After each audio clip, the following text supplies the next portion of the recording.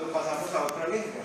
Así ya está, así usted haya estudiado mucho una lengua, cuando llega al terreno, el cerebro está desorientado. Y entonces tarda un tiempo, pero lo hace en volver a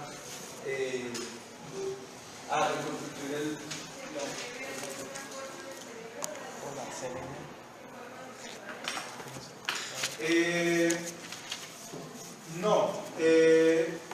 lo que hace es como que lo que hace no es como una modificación cerebral, sino que aumenta el espectro de reconocimiento de sonidos con las variaciones que puede tener. Es una cuestión más que neurológica, en este caso sí es más de aprendizaje y de entrenamiento. Es más eso. Entonces, el primer paso entonces es lo que se llama el análisis auditivo periférico de los sonidos del aula. Y entonces vamos a ver, bueno, en la primera parte les pasa lo mismo que pasa con cualquier otro sonido, pero hay un momento en que se diferencia el procesamiento de los sonidos del aula de los sonidos de otros sonidos del entorno. Entonces, ¿qué es lo que pasa? Como les decía, en cualquier evento comunicativo, vamos a pensar desde la oralidad, aunque eso es algunos aspectos se pueden aplicar de la lectura, pero vamos a pensar inicialmente solo en la oralidad, y más adelante volveremos a la lectura. ¿Qué es lo que pasa? Pasa lo que está pasando en este momento. Yo utilizo el aire que hay entre nosotros para producir unas modificaciones del aire de acuerdo a unos sonidos que yo quiero crear. Entonces lo que hago es que yo hago que el aire entre nosotros se mueva, y esos movimientos del aire que hay entre nosotros pues son ondas sonoras. En últimas, lo que estamos nosotros haciendo aquí es compartir ondas sonoras. Yo le estoy enviando ondas sonoras a través del aire.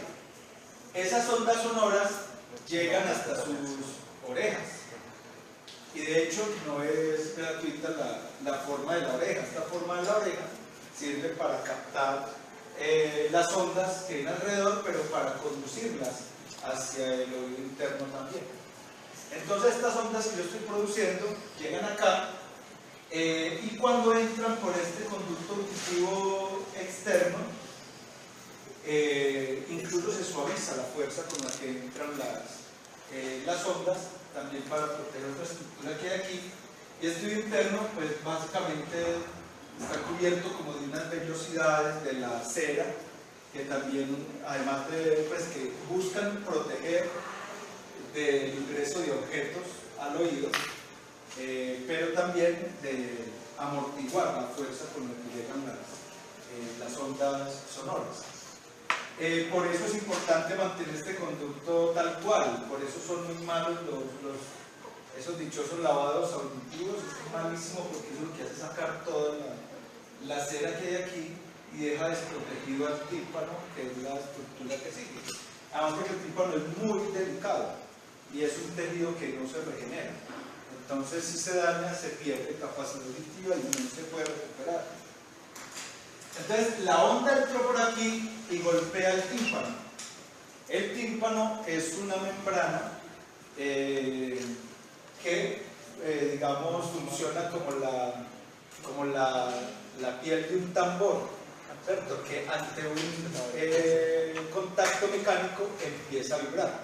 Y el tímpano vibra a la misma frecuencia con la que está vibrando la onda que lo golpeó.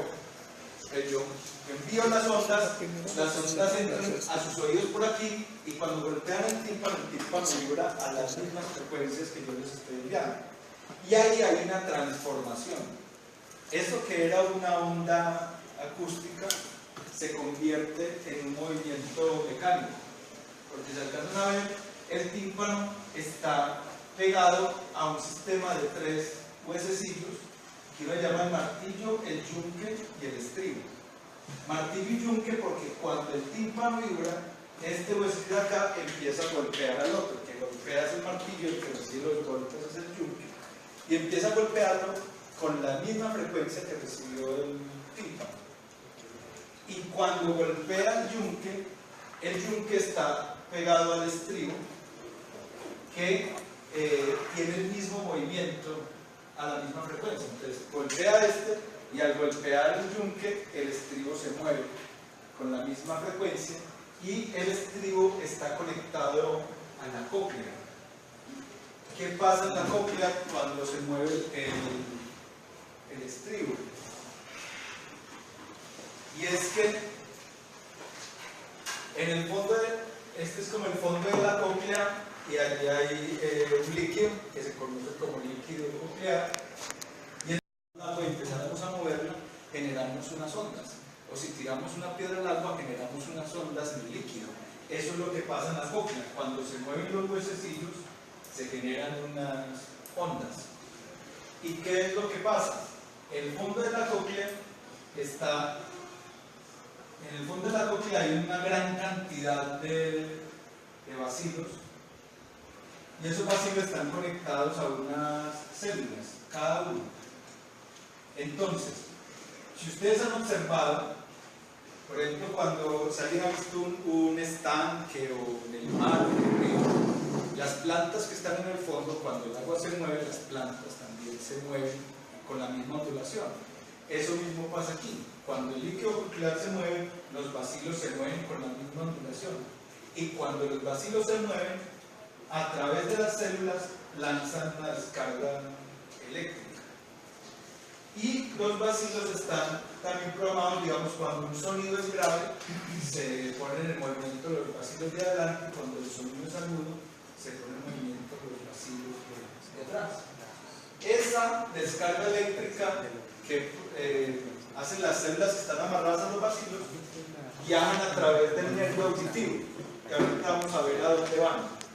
Viajan a una parte específica del cerebro, que es la corteza auditiva.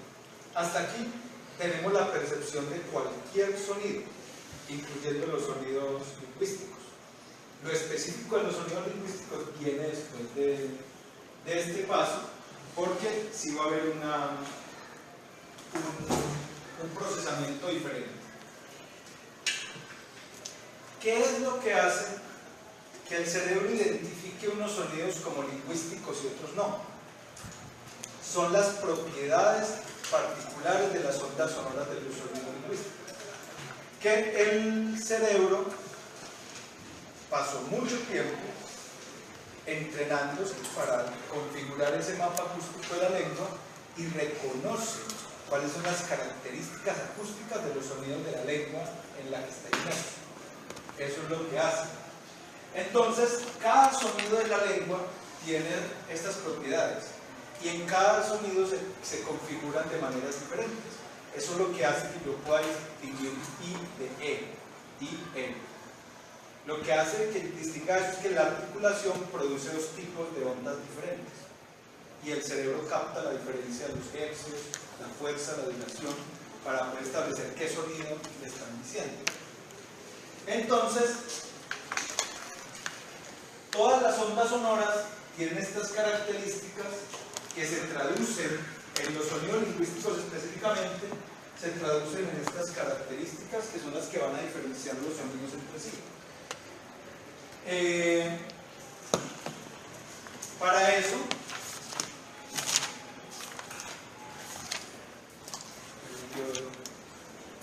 a ver si lo tengo que escribir así.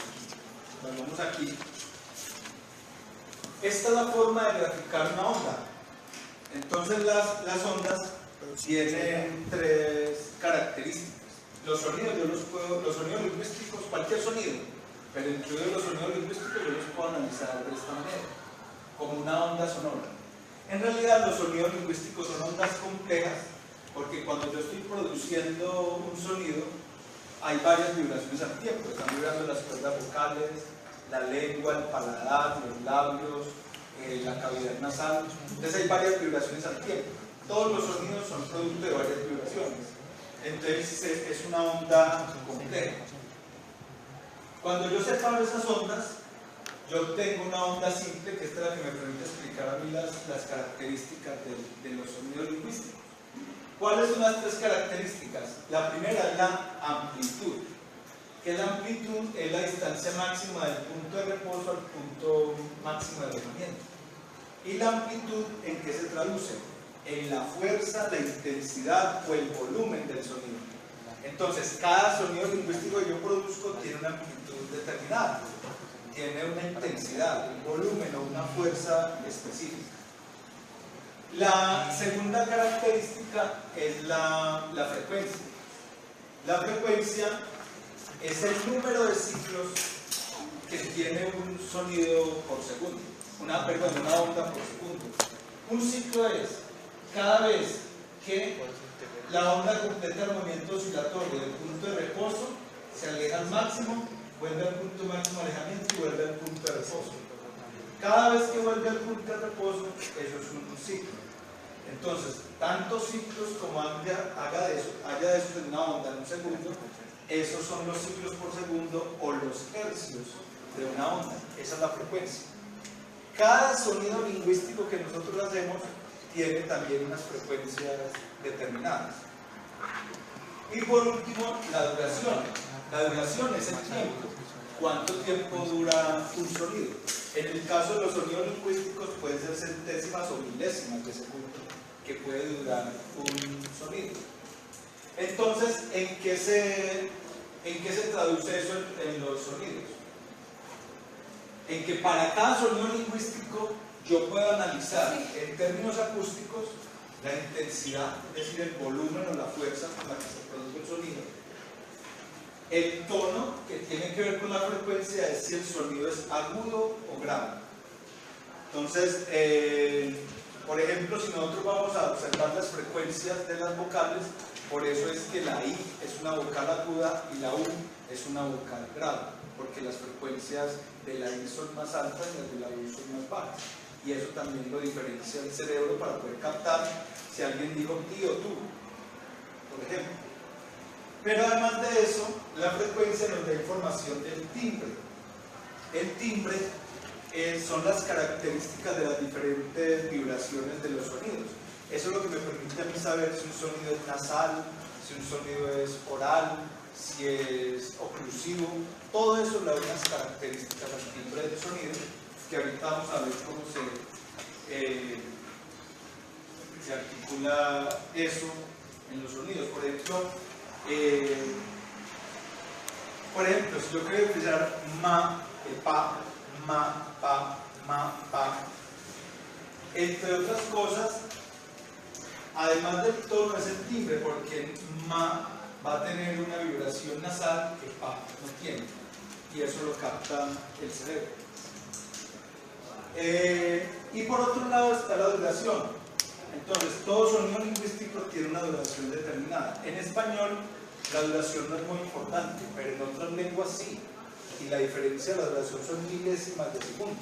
Entonces, por ejemplo, en lenguas que tienen vocales largas y vocales breves, esa diferencia de la duración, solo que dure más una vocal que otra, implica toda una diferencia para el cerebro y eso le permite diferenciar significados. Entonces, el cerebro usa todas las características acústicas para captar cuáles sonidos son lingüísticos de otros sonidos, pero también para diferenciarlos entre ellos. Eso es lo que hace el cerebro. Y entonces, eso se puede observar en este tipo de análisis. Yo no sé si ustedes trabajaron en fonología, la fonética acústica. No sé si conocen este programita. Este es el PRAT, que es un programa de análisis acústico. Entonces, nosotros a través de este programa podemos analizar los sonidos y eso mismo es lo que puede hacer el cerebro. Los sonidos lingüísticos nos llegan a nosotros. Aquí, en esta imagen, alguien dijo más lugares para la gente divertirse. Eso fue lo que alguien dijo. Si yo llevo eso a términos acústicos, lo que yo percibo es algo así porque la onda es compleja. Hay muchas vibraciones ahí involucradas en el timbre de la voz. Pero ¿qué es lo que hace este programa? Miren que todas estas ondas que están aquí, ustedes ven estas líneas más oscuras, él las separa en cada una de las vibraciones que hay. Cada una de estas ondas que están involucradas en los sonidos lingüísticos se llaman formantes. Entonces yo puedo diferenciar un sonido lingüístico de otro gracias a la configuración de los formantes que tiene cada sonido, las vocales o las consonantes. Esa es la información que usa el cerebro para hacer esas distinciones. Por ejemplo, en este Bueno, en este caso, aquí tenemos una imagen ya un poco depurada. Este se conoce como espectrograma. Este sería el espectrograma de las vocales del español. Este sería I, E, A, O, U. Ese sería el espectrograma. Para analizar, por ejemplo, las vocales, se usan como referencia los dos primeros formantes, que están relacionados con la posición de la lengua y la apertura de la boca. Entonces, ustedes pueden ver, los dos primeros formantes de la I están muy alejados. Los de la E están más cercanos, la A, la O y la U, hasta que casi que se fusionan los dos primeros formantes. Entonces, a partir de estos formantes, que uno dice, como la I tiene un segundo formante muy alto, por eso es que la I es una vocal aguda. Y mira aquí, como tiene un bajo hercio, por eso la U es una vocal grave. Esa clasificación es netamente acústica. Entonces, el cerebro tiene toda esa información, la utiliza para diferenciar los sonidos. Y así es que identifica cuáles sonidos de los que llegan son lingüísticos o cuáles no. Pero no solamente, el oído no solamente lo identifica, sino que vamos a ver en el desarrollo que el cerebro primero se demora un montón de tiempo tratando de construir ese mapa acústico. ¿Cuál es la característica de los sonidos de la lengua? Y luego intenta reproducirlos. Porque una vez que yo escucho esto, ya yo puedo producir el sonido y poner la boca y manejar el aire para producir un sonido con esas características. Eso es lo que hace el cerebro, tanto en la adquisición de la lengua materna como en la lengua extranjera. Porque para aprender una lengua extranjera hay que superponer otro mapa acústico a este. Por ejemplo, si ustedes ven, por ejemplo, en inglés, esta es la I del español, pero si ustedes toman la I del inglés, realmente el segundo formante está por acá como en un punto intermedio entre el de la E y de la I. Eso tiene un correlato articulatorio, es la posición de la lengua. Entonces, para que alguien produzca la I como es en inglés, tiene que aprender a posicionar la lengua en un punto intermedio entre donde va la I y la E nuestra. Pero eso es muy difícil. Pero la gente lo hace más fácil cuando lo escucha. Antes de que lo escuche, las personas no son capaces de producir ese sonido. Primero hay que escucharlo y diferenciarlo. Y hay profesores de lenguas extranjeras que han hecho sus experimentos. O por ejemplo con la U del francés. Cuando la gente empieza a escuchar francés, no ha tenido contacto con él, lo acomoda todo a su mapa acústico. Entonces una persona escucha tú y escucha tú. Eso es lo que escucha, tú. Y entonces dice tú. Solamente cuando después de mucho escuchar ya cambia su mapa acústico y escucha tú, ahí sí dice tú en lugar de u. Pero es después de que capta la diferencia de eso. Porque una vez que el cerebro lo capta, usted ya puede empezar a entrenar su aparato fonador para producir un sonido con esas características. Entonces, por eso es importante el entrenamiento auditivo, de diferenciación de fonemas. Y luego viene todo el entrenamiento físico, porque eso es físico, de reacomodar el aparato fonador para que pueda producir ese sonido que usted necesita.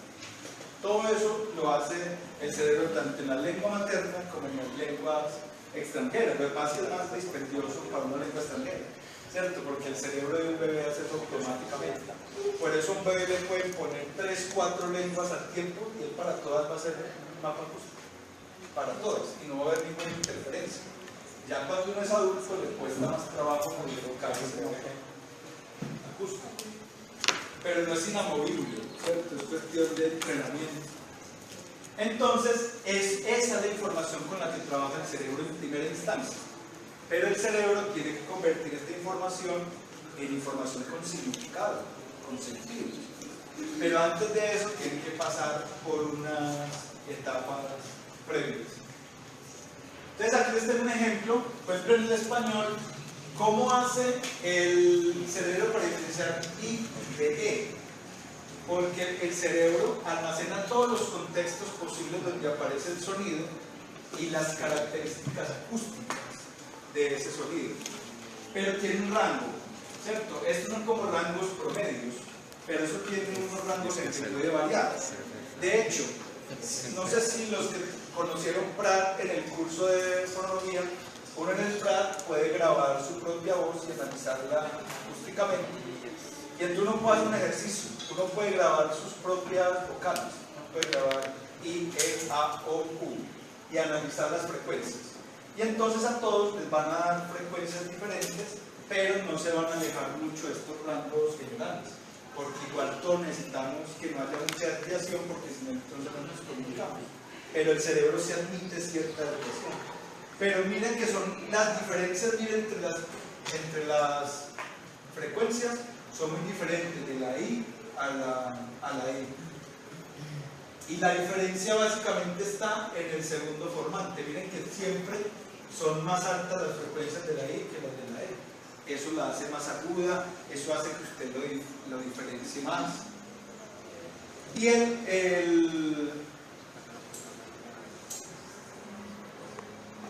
aunque en algunos casos el cerebro usa esto como para, cuando hay mucha dificultad, el cerebro lo que hace es como usar esos valores para igual poder comunicarse, pero muy cercano. Lo que estoy pensando es, por ejemplo, en las regiones donde se habla español y hay influencia del quechua, hay un asunto, y es que en el quechua no existe la vocal E. Entonces las personas que tienen como lengua materna el quechua y aprenden español, pues como no tienen la vocal E, la aproximan, cuando van a pronunciar la E, les suena muy próxima a la I. Y por eso uno escucha esa variación dialectal de ¿qué quiere decir? ¿Qué pasa? Entonces eso es por ese efecto.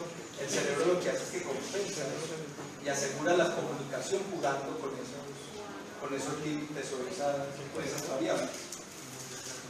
Que más o menos eso es lo que nos pasa cuando nosotros empezamos a hablar francés o inglés como lengua extranjera. Nos escuchamos así, ¿cierto? Como no podemos hacer las vocales tal cual, nos escuchamos el equivalente de decir ¿qué pasa? ¿Qué pasa? ¿Cierto? Más o menos así se escucha. Bueno, entonces en esa primera decodificación de los sonidos, pues entonces hay que identificar las características de los sonidos lingüísticos, pero luego hay que aplicarle un proceso ya netamente lingüístico. Es decir, una cosa es que yo escuche los sonidos que me acaban de emitir, pero otra cosa es que yo identifique la función lingüística de esos sonidos. Eso ya no es de carácter fonético, eso ya es de carácter fonológico. Y entonces viene el otro proceso. Recuerden el esquema que habíamos visto. Uno es el nivel fonético, pero ya luego pasamos al nivel fonológico. Lo importante es que el cerebro viene equipado con ese sistema. Cuando hablamos de la facultad del lenguaje, como una facultad codificada biológicamente, es eso. El cerebro ya viene listo para hacer eso. Para que ante el contacto con una voz humana se active ese proceso de mapeo acústico de la lengua. Pero luego vamos a ver un experimento donde muestran que tiene que ser una voz humana. Vamos a ver que no puede ser una máquina ni ningún otro sustituto. Y el cerebro viene programado es para, ante la aparición de la voz humana, desplegar todo este mecanismo. Pero tiene que ser una voz humana. Y luego les muestro el experimento. Luego entonces, lo que hay que hacer, como les digo, es empezar a convertir esos sonidos en algo lingüístico.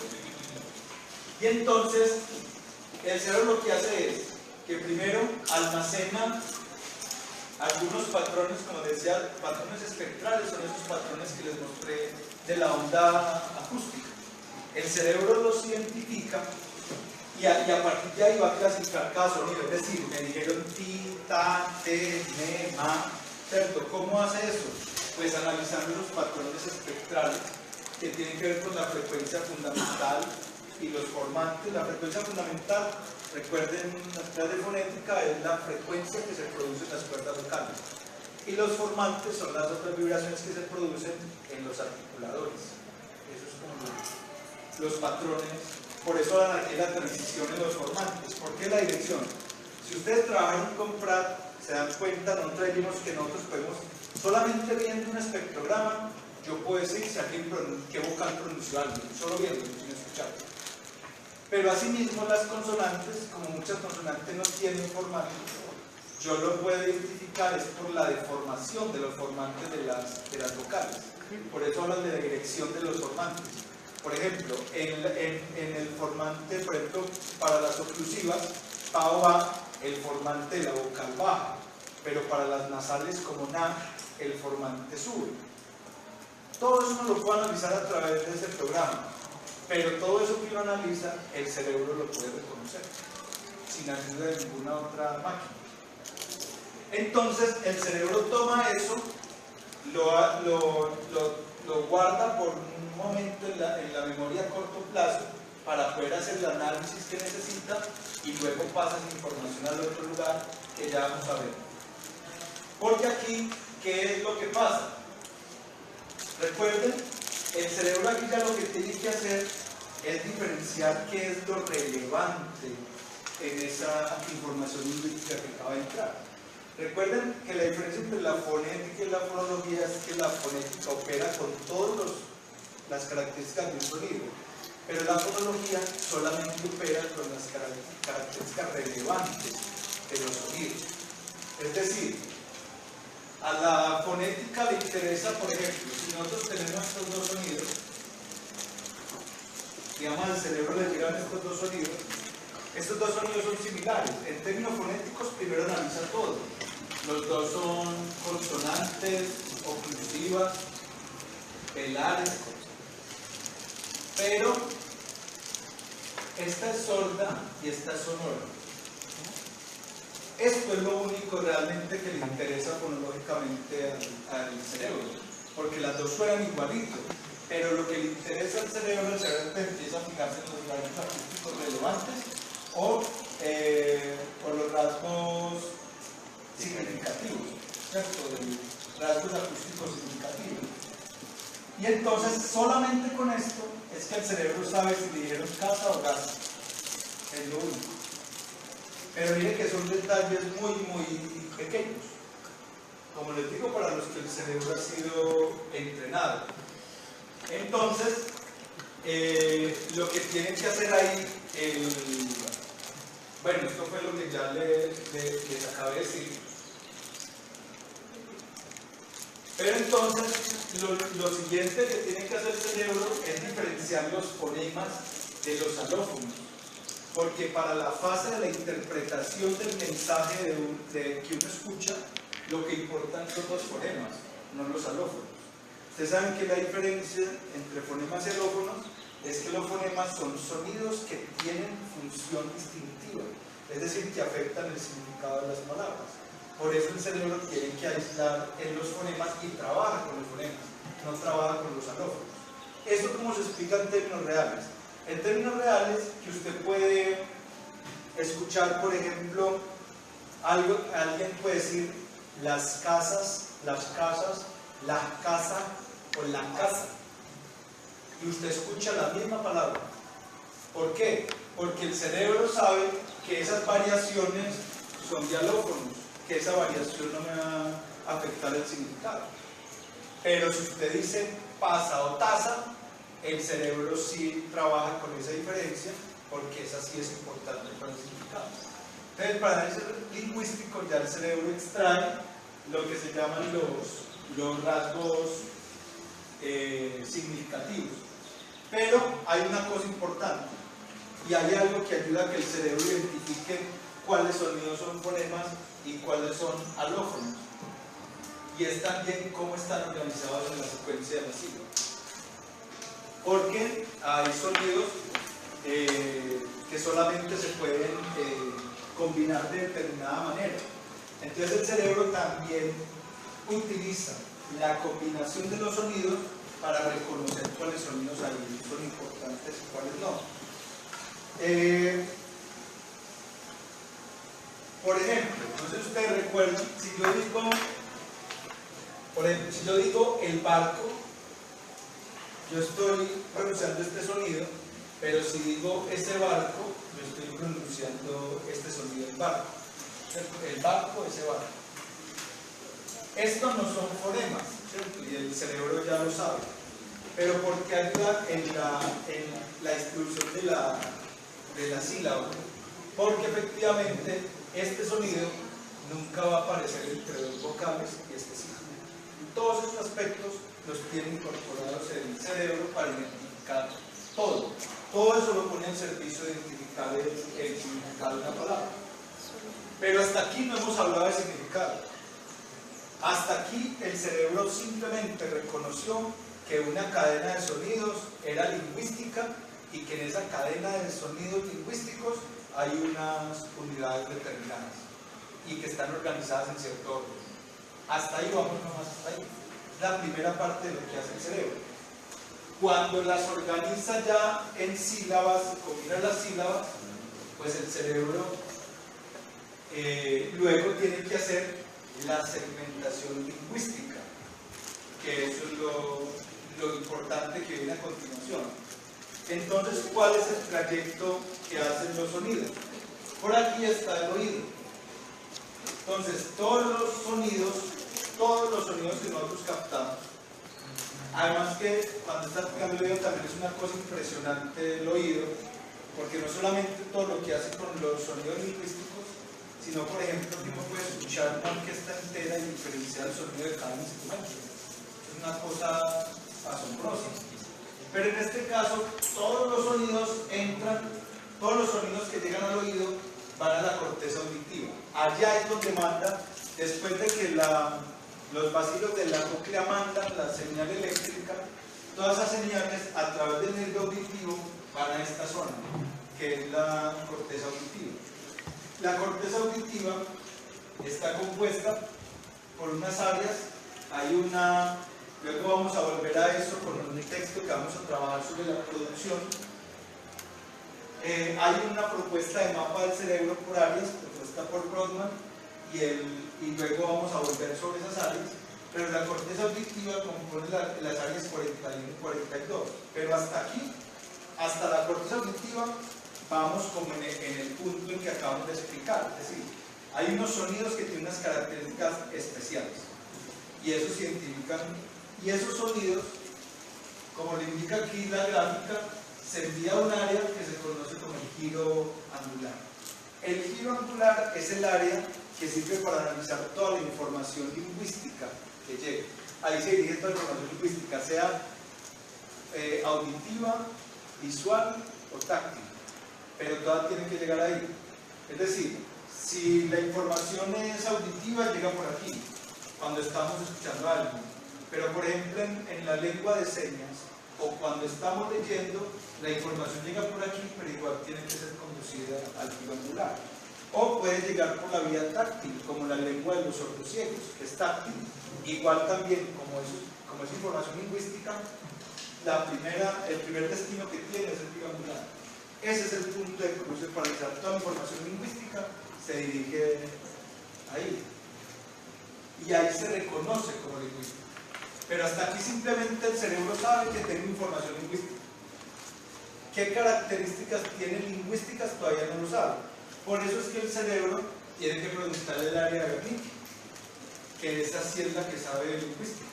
Entonces le envía esa información a esta área, que es el área de Wernicke, y ahí ya el área de Wernicke es la que tiene información sintáctica, pues morfosintáctica, de organización de combinación. Y el área de Wernicke es la que le preguntan a las otras áreas conceptuales del cerebro por el significado, pero ahorita vamos allá, ¿cierto? Como cuál es el significado de esto, a qué corresponde, a qué conceptos corresponde esto que yo acabo de explicar. Luego vamos a ver la otra parte, que es ya cuando vamos a hablar, pues el área de Wernicke, las ideas aparecen por acá, también pasan por el giro angular, y el área de Wernicke a través del fascículo arqueado le da la orden al área de Broca para que produzca el sonido. Pero luego veremos la producción, pero ahora sentemos solamente en la comprensión. Entonces hasta ahí vamos. Ya una vez que reconocemos que es los sonidos, el área de Wernicke ya empieza a hacer el análisis propiamente lingüístico. ¿Qué implica que sea un análisis lingüístico? Y es que entonces, esa cadena de sonidos que yo escuché, tengo que segmentarla en palabras y oraciones. Y entonces a continuación vamos a ver el siguiente paso. El siguiente paso es entonces, ya esos sonidos que yo escuché, identifiqué como lingüísticos, que ya sé que me dijeron mi mamá me mima y no mi papá fuma pipa, por ejemplo. ¿Cierto? Que le dijeron fue eso y no lo otro. A partir de ahí, Entonces, como yo segmento en palabras, ubico el significado de las palabras y cómo esa combinación de palabras la interpreto como oraciones y le encuentro el significado de las oraciones. Entonces vamos a ver eso y vamos a empezar por las palabras. Pero antes tenemos que hacer una pausa, antes de empezar a explicar las palabras de oraciones, para explicar cuáles son los contenidos que hay en la mente, en el cerebro-mente, para poder hacer ese proceso de comprensión. Y tienen que ver con la memoria. Porque hay una relación muy estrecha, no solamente entre la memoria y el lenguaje, sino entre la memoria y cualquier proceso de aprendizaje. Entonces, yo no sé por qué en algún tiempo algunas personas les dio por decir que memorizar era antipedagógico. Eso es falso. El aprendizaje tiene que ver con la memoria. Y todo aprendizaje, desde caminar, montar en bicicleta, hablar, hacer cualquier acción, tiene que pasar por la memoria. Pero en el lenguaje intervienen, vamos a ver cómo funciona la memoria, porque hay dos tipos de memoria, la memoria a corto plazo y la memoria a largo plazo. Entonces, en la comprensión del lenguaje intervienen las dos memorias, pero de manera diferente. La memoria a corto plazo es una memoria que guarda la forma literal del enunciado, tal cual como se dice, para sacar de ahí la información relevante para el análisis lingüístico. Pero esa memoria no dura más de 30 segundos. Es decir, después de 30 segundos, usted realmente olvidó la forma literal de que se dijera un mensaje. Usted conserva ese contenido. Entonces, por eso, cuando usted haga el que estoy hablando con alguien, en cualquier momento diga, ¿qué le acabé de decir? Y la persona le dirá lo que entendió, pero nunca podrá reproducirle tal cual usted como lo dijo. Porque la memoria a corto plazo no elimina esa información, porque esa información no es relevante. Entonces, luego de que en esa memoria solamente está lo literal, pero el contenido que yo entiendo y las estructuras de la información lingüística, eso sí va a la memoria a largo plazo. Entonces, en la memoria a largo plazo, lo que hay son dos tipos de contenidos, sin los cuales sería imposible la comprensión lingüística. Esos dos tipos de contenido en la memoria a largo plazo son el léxico y la información sintáctica, es decir, las combinaciones que son posibles en una lengua. Recuerden de las clases de sintaxis y semántica que el léxico es todo el vocabulario activo y pasivo que tiene una persona. Todo el vocabulario, todo el léxico. Pero el léxico pasivo es las palabras que uno entiende pero no usa regularmente.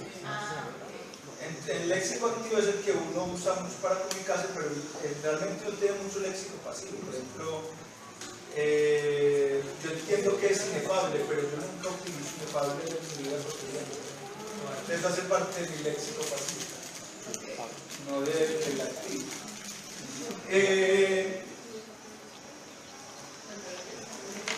Y el otro es la combinación, pero entonces eso tiene unas características importantes. Entonces vamos a ver, antes de pasar a mirar la comprensión de palabras y oraciones, ese léxico, cómo está organizado. Y eso sí necesitamos tener en la memoria para poder comprender. Es decir, nosotros vamos, a medida que vamos adquiriendo la lengua y durante toda la vida, vamos incorporando nuevas palabras a nuestro lexicón. Bueno, a medida que avanza la edad, mucho menos.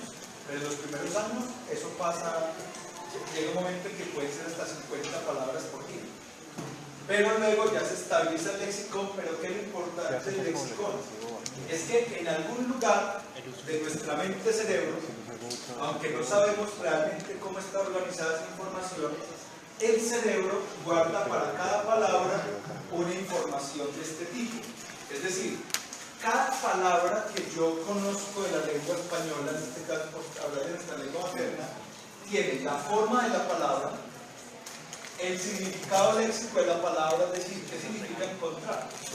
Pero además de eso, el léxico para cada palabra tiene la marca de la categoría a la que pertenece y las posibilidades de combinación de esa palabra. Es decir, en el léxico yo tengo que encontrar, bueno, y no sé decir literalmente significado de encontrar, pero yo lo entiendo, ¿cierto? Tengo el significado de encontrar, sé que eso es un verbo y que ese verbo siempre tiene que ir acompañado de un sintagma nominal. El lingüista traduce eso de otra manera. El lingüista dice, encontrar es un verbo transitivo, ¿cierto? Pero eso lo dice el lingüista. El cerebro sabe eso, pero de otra manera. El cerebro capta eso, que siempre que aparece el verbo encontrar, tiene que ir acompañado de un nombre. Eso es lo que almacena esas teorías de combinación. Entonces, por ejemplo, por eso es que si yo escucho algo como Juan encontró, el cerebro encuentra ahí una anomalía, porque en su léxico algo le queda faltando en la posición que le sigue el nombre. El conjunto de todas las palabras que nosotros tenemos, con todas las especificaciones, eso es lo que se conoce como el lexicón. Pero solo con el lexicón no es suficiente para hablar. Yo necesito unas reglas para combinar esas palabras. Y eso también está en la memoria a largo plazo. En la memoria a largo plazo hay una serie de reglas combinatorias como estas. Puede que no se expresen así, pero hay evidencia de que el cerebro las conoce. Es decir, hay una información donde yo digo, una cosa es, para conformar una oración, yo necesito un sintagma nominal y un sintagma verbal. Y aquí, en estos lugares, yo puedo poner algunos elementos del lexicón. ¿Cierto? Aquí puedo poner nombres, aquí puedo poner verbos, pero no puedo combinar cualquier nombre con cualquier verbo, que esa es la información semántica que tiene también el lexicón, ¿cierto? Por el significado. Entonces, por ejemplo, dice, bueno, ¿y cuáles son las reglas de combinación de un sintagma nominal? Recuerden que en lingüística, en la notación lingüística, siempre que hay un paréntesis es porque eso es opcional, no es obligatorio. Entonces, si yo veo en el caso del español, ¿qué información tengo? Que un sintagma nominal, obligatoriamente solo debe tener un nombre. Pero a ese nombre se le pueden pegar determinantes, cuantificadores, sintagmas adjetivales, sintagmas preposicionales, uno de ellos o todos al tiempo. Y por eso yo puedo encontrar sintagmas nominales larguísimos, como este, ¿cierto? Y entonces son las dos cosas que me permiten a mí tanto comprender como hablar. Tener un lexicón y unas reglas de combinación para combinar. Eso tampoco es nuevo. Eso ya lo había dicho Saussure. Lo que pasa es que como Saussure lo dice en la terminología de su época, pero si uno lo traduce es lo mismo. Ustedes recuerdan en Introducción al Estudio del lenguaje, uno de los conceptos claves de Saussure eran los de paradigma y sintagma. El paradigma es el lexicón. Eso es toda la lista de palabras que yo tengo. Y el sintagma son las reglas de combinación de esas palabras en una oración determinada. Eso funciona, es decir, eso es lo mínimo que nosotros necesitamos para comprender y hablar. Solo que Saussure no hablaba como de un lexicón organizado así abiertamente, sino que cuando Saussure hablaba de paradigmas, era como que las palabras están organizadas por grupos, es decir, había un paradigma de verbos, un paradigma de nombres, un paradigma de adverbios, por grupitos. Pero básicamente es lo mismo. Entonces el cerebro necesita eso, tener en algún lugar almacenado todo el lexicón y tener reglas de combinación para entender, pero para producir. Eso también se puede llevar a una analogía para entender lo del lexicón y las reglas de combinación, o lo que proponía Saussure como paradigma y sintagma. Por ejemplo, en lugar del paradigma del lexicón, por ejemplo, cuando uno se va a vestir antes de irse para su trabajo para la universidad, ¿qué es lo que encuentra uno cuando abre el ropero? Uno encuentra un paradigma de camisas, un paradigma de pantalones, un paradigma de medias, un paradigma de zapatos. Y yo de cada uno de esos escojo uno y los combino y esa es la combinación que resulta para salir. Es lo mismo con el lenguaje. Yo tengo el lexicón y cada vez que voy a escucho hablar o hablo, lo que hago es tomar esos elementos y mirar cómo están combinados o combinados, de acuerdo con las reglas. Esas son las dos cosas que están almacenadas en la memoria a largo plazo. Entonces, la memoria a largo plazo no tiene almacenada ninguna oración literal. Es decir, yo no puedo aprenderme todas las oraciones posibles del español.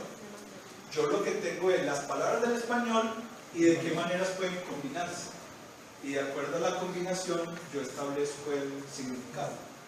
Pero entonces, para entender los mensajes, hay que hacer los dos movimientos. Tanto el de la estructura como el del significado.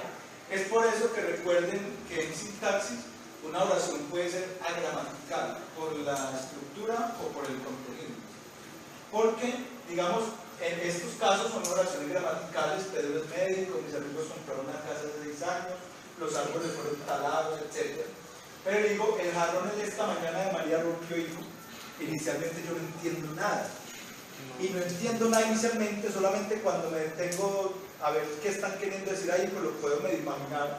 Pero inicialmente el cerebro no entiende nada porque no identifica esa combinación como una combinación posible en español. Entonces hay un bloqueo con el significado. Pero también, si ustedes ven esta oración sí tiene una combinación posible en español, pero ¿cuál es el problema? Ahí el problema es del lexicón. Estamos hablando del lenguaje literal, no estamos hablando de poesía, ¿cierto?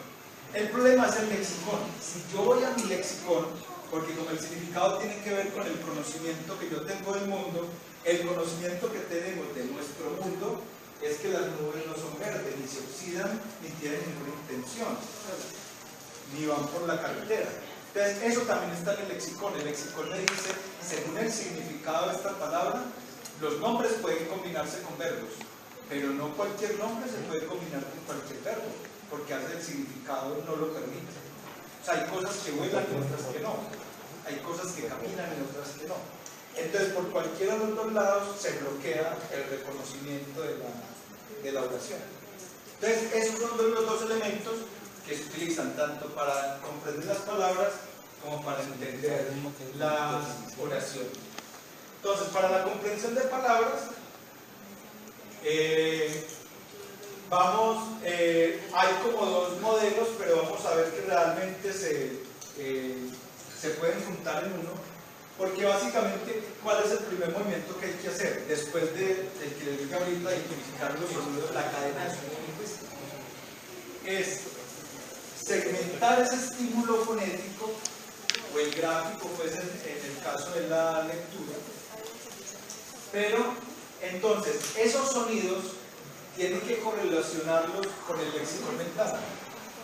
Es decir, si a mí me dicen la palabra árbol, cuando yo reconozco los sonidos como un sonido lingüístico y reconozco que me dijeron árbol y no que me dijeron, por ejemplo, ¿cierto? Árbol.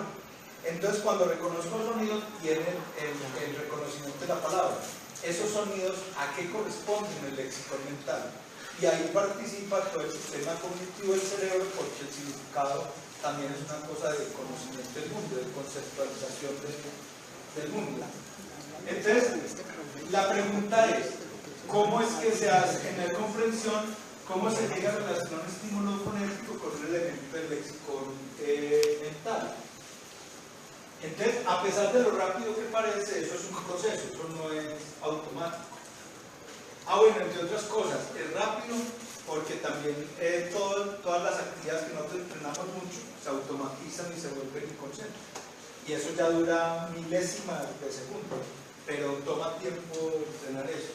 Entonces, ¿qué es lo que se hace? Lo primero es que cuando se escucha una cadena de sonidos se segmenta en palabras. Y a cada palabra hay que atribuirle la propiedad gramatical, es decir, esta palabra ¿qué es? ¿Es un verbo, es un adjetivo, es un determinante? ¿Qué es? Porque luego en la combinación esa información es crucial para interpretar el significado de la oración. El cerebro también tiene mecanismos especializados en eso y de hecho también lo vamos a ver. Hay un experimento que muestra que desde las 24 horas de nacido los bebés reaccionan a palabras con contenido léxico y no reaccionan a palabras gramaticales. El cerebro tiene un mecanismo para identificar categorías gramaticales. Entonces lo primero que hay que hacer es eso, identificar. Pero además de la categoría gramatical, como les mostraron el ejemplo del lexicón, dice, bueno, encontrar. Encontrar es verbo, pero ¿qué significa léxicamente encontrar? Para yo también saber si la combinación está bien hecha o no. Pero además, no solamente eso, sino que ustedes ven que cuando uno está hablando, el contexto también agrega algo de significado. Entonces el cerebro tiene que cruzar toda esa información, la información gramatical, semántica y contextual para poder llegar al significado. Y entonces hay que proporcionar toda la información. Si falta alguna de esa información, no se da la comprensión.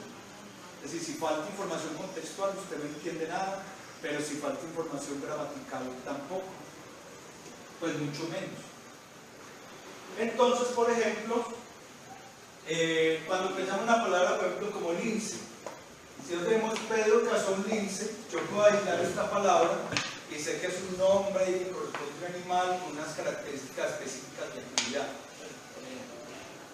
Pero cuando yo digo Pedro es un lince para las matemáticas, yo no estoy diciendo que Pedro sea este mismo lince, sino que aquí ya el contexto y la forma en que se usa el lenguaje le añade otro significado.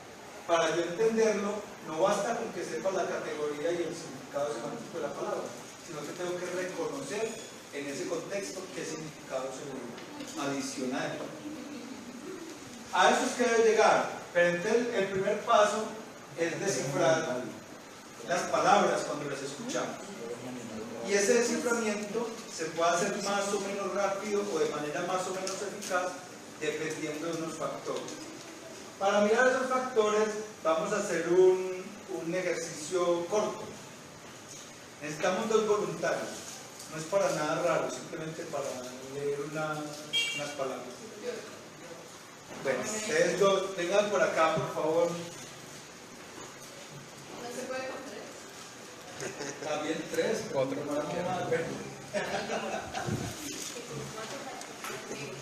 El día que vi esta clase no me presentó ninguno de mi grupo. No, un momentito para allá, pero alejados de la puerta para que no escuchen.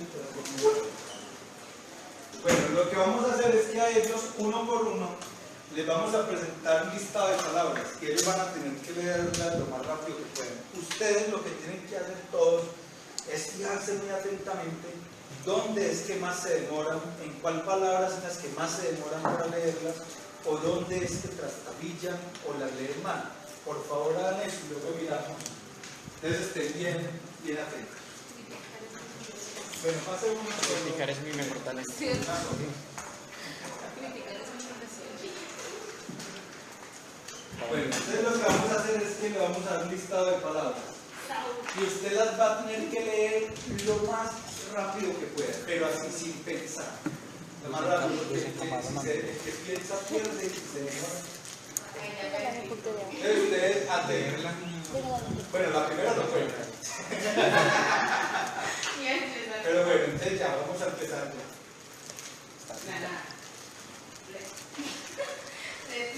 Private, dichoso, bello, valiente, trapiche, plebeyo, frenesí, conservaduría, caballo, ganando. ¿Sí que la última la leyó mal? Sí. Gracias. Ay, qué ganado. Bueno, gracias. Siéntese, por favor. Aquí Aquí Bueno, entonces vamos a escuchar a otros compañeros y vamos a hacer lo mismo. Vamos a identificar dónde. Esta nena se llama Aura. Esta nena se llama Aura. Uno de ustedes. Espérenle que no lo escuchen. Bueno, entonces lo que vamos a hacer, vamos a ayudar a leer una lista de palabras y usted tiene que leer lo más rápido que pueda. Lo más rápido sin pensar nada lo primero que lea. Palabras.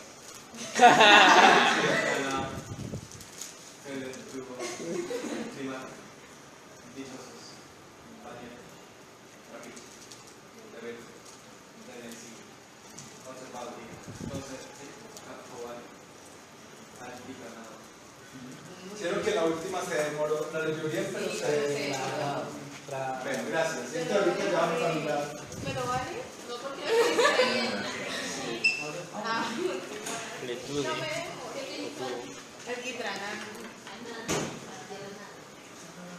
Bueno, entonces, al igual que los compañeros, le vamos a mostrar un listado de palabras y usted las va a leer lo más rápido, inmediatamente lo más rápido que pueda. Entonces vamos a empezar. ¿Es coballo o coballo? Coballo. ¿Qué es eso? Letudo, primate, dichosos, bañete, trapiche, plebeo, frenesí, conservaduría, caballo, coballo, alquitrando, Gracias. Alquitranando. Alquitranado. Dame tata. Bueno, ustedes captaron en cuáles palabras ellos se demoraron más, trastabillaron o leyeron más. ¿En cuáles? Bañete, coballo y alquitranado. ¿Qué es ¿Qué es coballo? eso? ¿Qué puedo saber? Sí. La mayoría se demoraba. Ajá. Por latín, bro. Yo qué sé, mi celular. Bañete. No, en realidad esa la leyeron siempre muy bien. La de bañete siempre a pesar de que esa palabra no existe en español, y ¿Qué es eso? pletudo. Bueno, ¿ustedes por qué creen que ellos tuvieron dificultades en el reconocimiento de estas palabras? Por largas. Porque son raras. No, como Porque son raras. Por largas, algunas por largas. Pues yo pienso, por ejemplo, fletudón es porque uno, pero esa palabra no la reconoce. Lectura es porque eso no existe en español. Ah, Eso es una pseudopalabra. Se llama pseudopalabra porque tiene la estructura de una palabra en español, pero no existe. Aquí está basada en flotador, ¿cierto? Esa pseudopalabra. Entonces, el cerebro reconoce la estructura y dice, esa estructura es del español, pero por la combinación de sonidos bloquea y no encuentra el significado. Entonces, por eso es que ustedes no sé si podían ver, pero cuando llegan esas palabras, hacían con los ojos. ajá. ¿Cierto? Es como el cerebro, como diciendo, aquí hay algo que no está. Lo mismo en coballo es una pseudo palabra basada en caballo. ¿Cierto? Tiene la estructura de una palabra en español, pero no es una palabra en español. Entonces ahí tiene que ver con eso, ¿cierto? Si es una estructura nueva, el cerebro se detiene o hay un extrañamiento y no puede establecer la conexión con ningún significado. Pero estas sí son palabras del español. Entonces ahí, ¿qué es lo que pasa? Primero que son desconocidas y casi no se usan. Exacto, no se usan mucho. Jamás en mi vida. O sea, alquitranado de pronto uno lo usa cuando se refiere a una calle, eso le pusieron alquitranado o algo así. Pero efectivamente el poco uso, pero también el tamaño de la palabra se demora más para. Además, porque las palabras más breves, una estrategia del cerebro es escuchar o ver la unidad completa, pero cuando es muy larga se demora en captarla toda completa y se demora más para reconocer la palabra.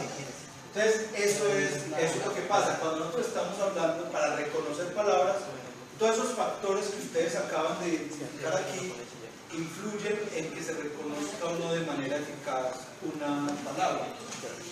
Entonces, son factores, como ustedes mismos dijeron, la longitud de la palabra, la calidad de la señal, si es acústica depende de uno que escucha, porque a veces uno no escucha bien tampoco. En este caso era más bien las pseudopalabras que generaban esa dificultad, y en las pseudopalabras pues las que leían bien se demoraban más, aunque me sorprende que con bañete no haya ninguna dificultad, no sé por qué. ¿Tampoco existe? Tampoco existe. Pues así es, porque Personas que existen pero como lo decían ustedes también, la frecuencia de uso. Yo estoy para yo recuperar el significado Porque de parece una que palabra, existe. mientras más frecuente sea, más rápido yo recupero el significado, comprendo una palabra. Pero también tiene que ver con la semejanza entre palabras. Probablemente lo que explique también algunas dificultades. Por ejemplo, cuando a mí me están hablando y hay palabras muy parecidas, yo me demoro más en comprenderlas porque ya no las puedo escuchar todas como unidad, sino que tengo que centrarme en las diferencias de sonidos para saber si me está diciendo pasa, paga, pala, que es lo que me está diciendo. Vale. Pero cuando hay palabras muy diferentes como atlas, elefante, nada, casa, ¿cierto? Ahí ya no hay ninguna dificultad para captar de una vez las palabras. Entonces todo eso influye en el reconocimiento y la comprensión de las palabras. ¿Cómo se lleva eso a la realidad? Pónganse en el lugar de cualquier persona que está aquí en una lengua, sea como lengua materna o como lengua extranjera. ¿Esto qué enseña? Que usted debe empezar por palabras cortas de uso frecuente para aumentar el vocabulario y la velocidad de comprensión. Y eso le pasa a los niños. Los adultos lo hacen intuitivamente. Eso es lo que vamos a ver después, que se llama el maternés. Todos los adultos le hablan igual a los bebés y le hablan con palabras de máximo 2 sílabas, de uso cotidiano, el vocabulario restringido, ¿cierto? Porque obviamente se entiende que hay que facilitarle el reconocimiento y la comprensión del interlocutor. Igual a alguien que está aprendiendo una lengua extranjera, tiene que empezar por palabras cortas de uso frecuente, todo eso. De hecho, si alguien está empezando a ver español como lengua extranjera y usted empieza por alquitranado, primero al entender qué es eso, señale eso en la vida cotidiana, eso tan largo, ¿cierto? Todo eso hace parte del reconocimiento. De hecho, también hace parte de ciertas recomendaciones que dan, por ejemplo, para el discurso académico. Entonces, en los cursos te han dicho, por ejemplo, en la escritura académica, entre dos palabras usted puede usar indistintamente dos, escoja la más corta, escoja la de uso más frecuente. Y de hecho, cuando uno escucha un discurso lleno de palabras de uso poco frecuente y muy largas, uno siente ese discurso pesado. Nosotros estamos escuchando un que habla con palabras muy raras, uno siente el discurso pesado porque uno se demora mucho.